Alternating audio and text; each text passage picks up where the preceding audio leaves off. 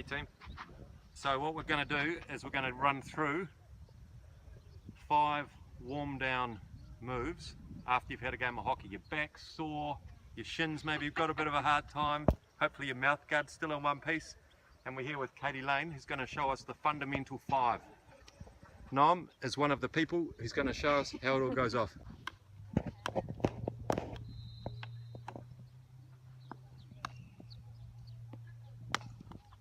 Alright guys, the first stretch we're going to do is one that's really meant to counteract that kind of habitual rounded forward posture you find yourself in with every single game of hockey. So guys, put your hands on the railing and they're going to walk their feet back till their body starts to make a 90-degree angle with the ground. So upper body parallel to the ground, parallel-ish. You want to have your feet as wide apart as your hips, so now step your feet a little wider apart, and then bend your knees nice and deeply. Press your thighs and your bum back towards the center of the field, and what you can probably already see is just by doing that how long their spine got. Could you do the opposite? Could you just straighten your legs? Yeah, and notice what happens is you get back into practicing what you're already practicing and doing when you're playing hockey. So you want to bend your knees, press your thighs and your bums back, and as you press your bum back, you want to also press forward through your arms into your hand.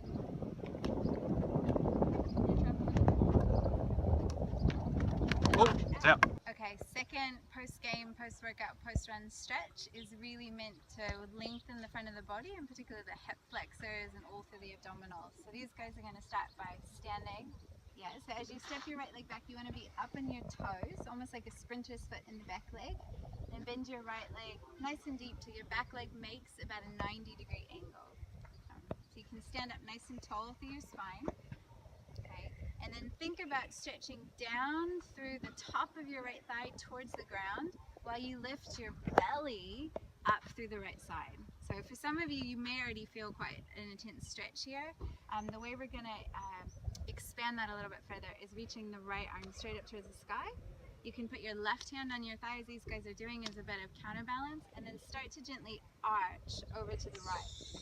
You don't want to arch over so much to the side that you start to tip over. So just working within what you can maintain with a bit of balance. Having a couple of rounds of breath, and when you're ready, then pushing down through your feet as you reach up through your arm to come up standing.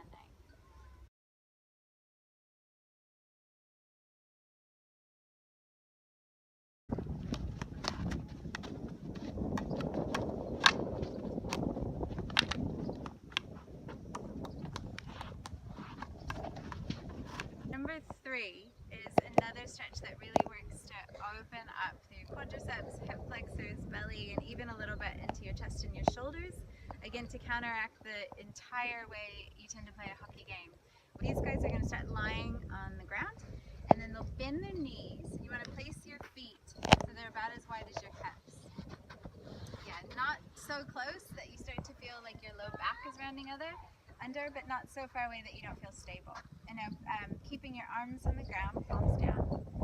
Okay, roll your shoulders down towards the ground so you start to feel a sense of stretch and opening through the front of the chest. And then when you're ready, press down through your feet and begin to lift your hips up off the ground. Okay, one of the things that's really important when you're doing stretching, more from the yoga side of things, is that you don't want to overdo or over-effort through anything that you do.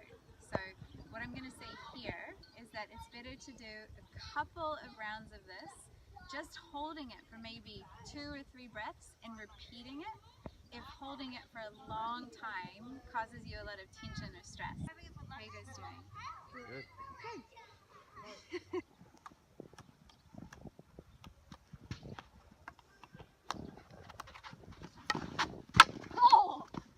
Number 4. This stretch is really about 2 things. First of all, and normally what you'll feel immediately, is stretching the hamstrings and the posterior chain of the leg. Also, we'll be working with the opposite leg, whose hamstrings we aren't stretching, in a way to balance and support our hip flexor on that side. And make both of your legs really heavy by pressing your thighs towards the ground. So when you press your thighs down, what you're going to feel is that your low back is going to lift up away from the turf.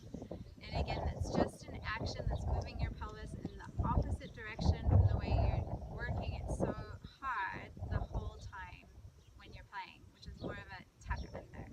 So keeping your left leg heavy, lift your right leg up towards you. Interlace your hands. You want to make a clear interlace with all your fingers behind your right thigh. Yeah, so hands behind the thigh first, then interlace. Okay, now keeping your left leg just active, so not letting it roll out to the side. Now stretch your right leg straight up towards the sky. Towards is the important word. Okay, it's really not that important that you get your leg fully straight. You'll feel, even with your knee bent, that you're still stretching into the fibers of your hamstring muscles. If you're only feeling it right up at the place where your hamstrings join your sitting bones, then you want to back off just a little bit. So you're always free to soften your knee a little bit and find the point of stretch that works for you.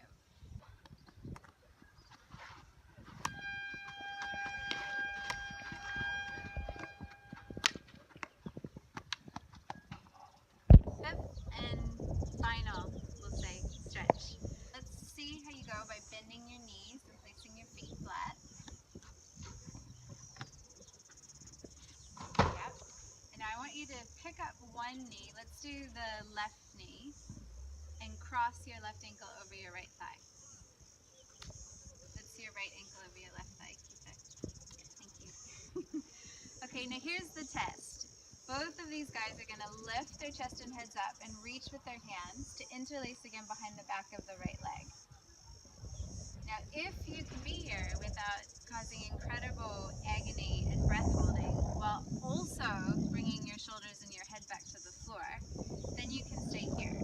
But for both of these guys, as you can see, we're going to need to modify it slightly to make it actually useful. And you can work your bum in as much as you need to towards the wall for this to be doable for you. And you'll see that it's a lot easier for these guys now to reach their hands, clasp the back of their leg, and allow their shoulders and their head to be relatively comfortable on the floor. Okay. Looking to find a comfortable sense, a thick sense of stretch on the outer edge of the left hip.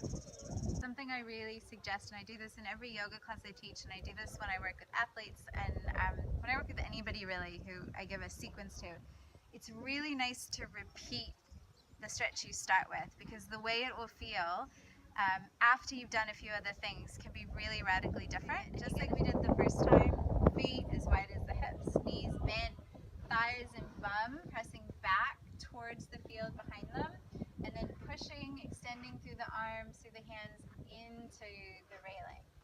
Finn can just straighten his legs a little bit more, maybe even lift his belly just a little bit more. Yeah.